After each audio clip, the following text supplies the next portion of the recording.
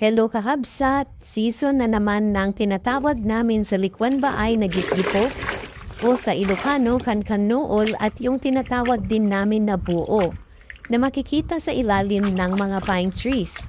Ito at nililinisan nating mabuti kasi talagang maputik siya kaya kailangang paulit-ulit. At eto nga brinash ko din ang buo para malinis talaga at siguradong maalis ang mga putik hanggang sa pumuti siya.